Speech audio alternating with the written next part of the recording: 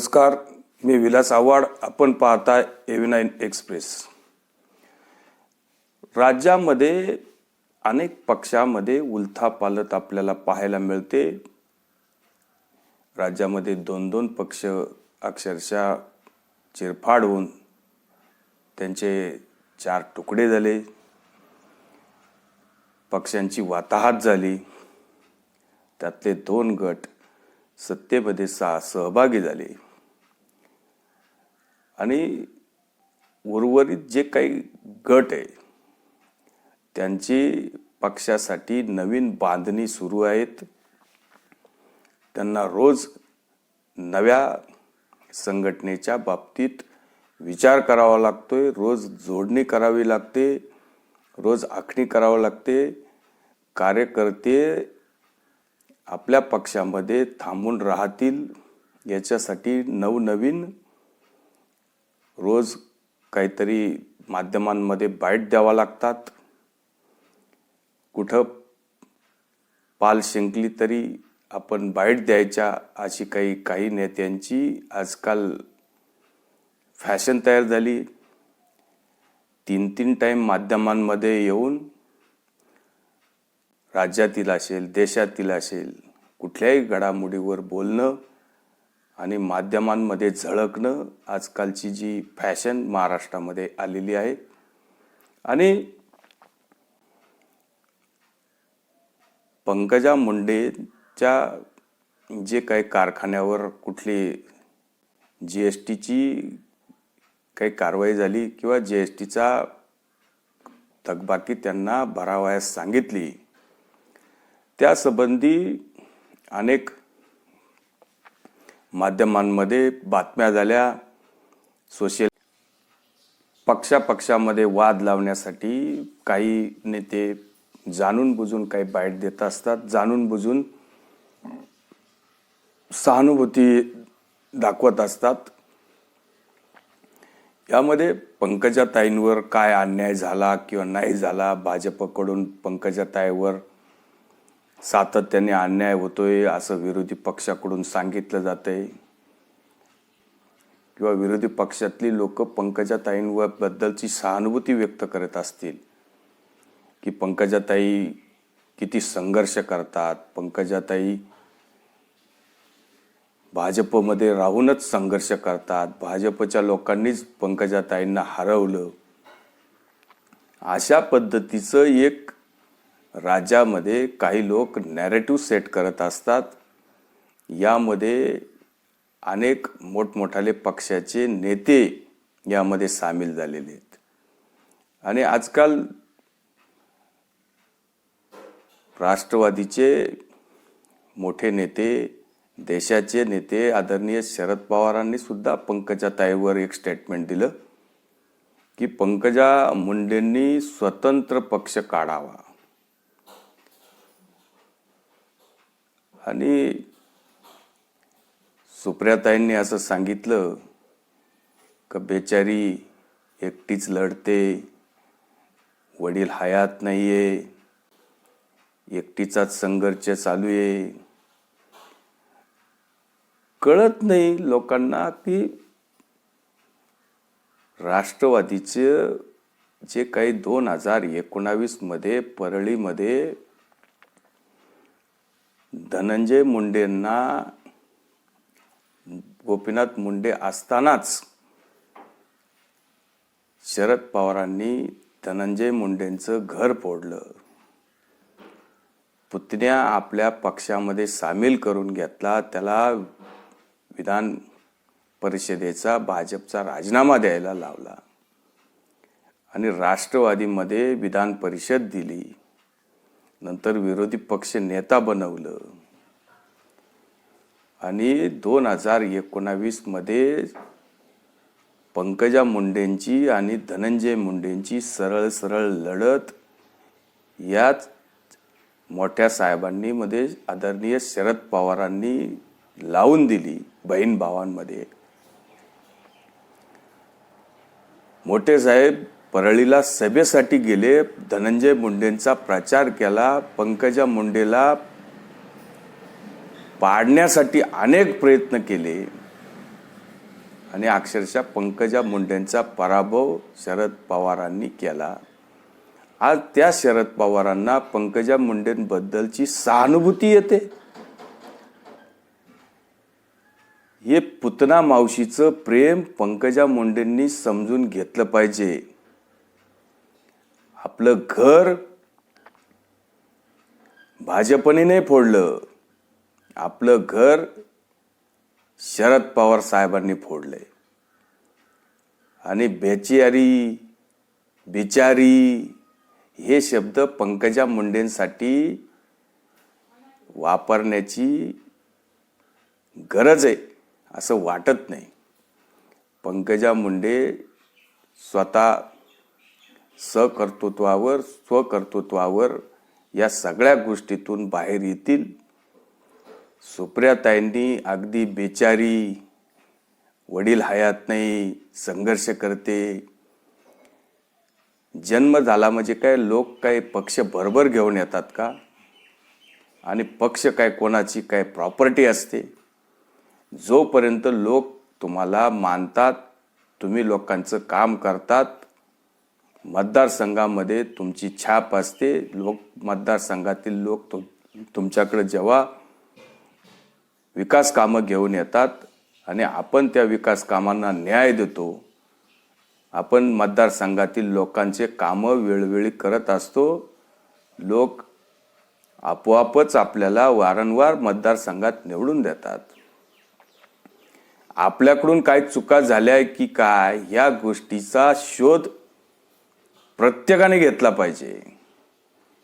आणि मग भाजप असेल किंवा राष्ट्रवादी असेल, प्रत्येक पक्ष जेव्हा उमेदवाराला देतो, एखाद्या व्यक्तीला देतो, तो काय पक्ष काय त्या उमेदवाराला उमेदवारी देताना पाडायला देत असतो.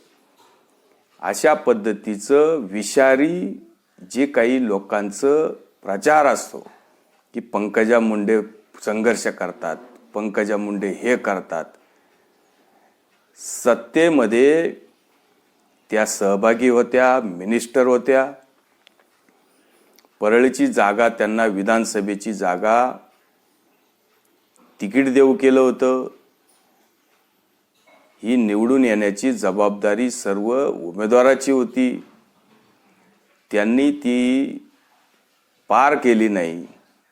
समोर राष्ट्रवादीने भावालाच उमेदवारी दिल्यामुळं पंकजा मुंडेंचा पराभव झाला.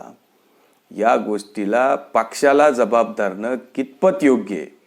आणि त्यामध्ये अनेक लोक मिठाचे खडे टाकत असतात. जर असं असतं तर पंकजा मुंडेंनी इतक्या दिवसात भाजप पक्ष सोडून दिला असता. नवीन पक्ष काढणार आहे की नाही काढणार आहे, की त्या काढतील का नाही काढणार, पण एखाद्या पक्षामध्ये त्या सामील झाल्या असत्या. त्यांना त्यांच्या बाबतीत जे काही निर्णय घ्यायचे ते घेतील.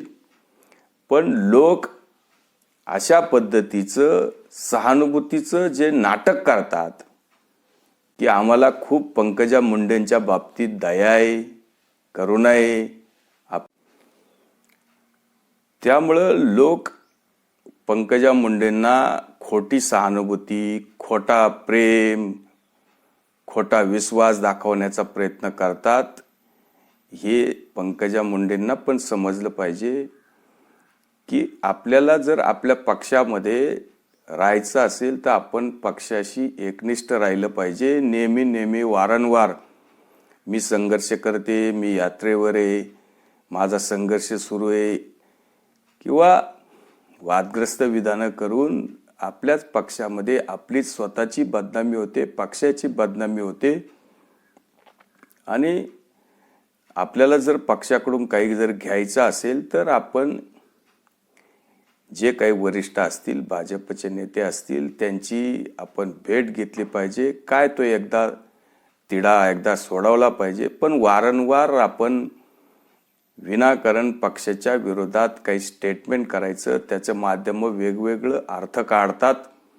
त्यामुळं कदाचित पक्षाचं नुकसान होण्यापेक्षा जास्त आपलंच स्वतःचं नुकसान होतं. आणि लोकांना आगीमध्ये तेल टाकायचं असतं. तुमच्याबद्दलचं काही लोकांना पडलेलं नाही.